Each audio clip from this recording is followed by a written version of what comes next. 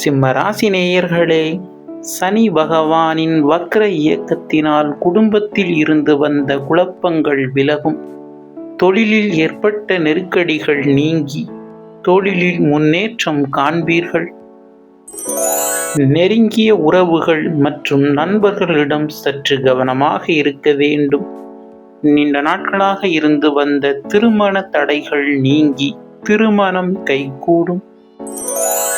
வழக்குகளில் சாதகமான தீர்ப்புகள் கிடைக்கும்.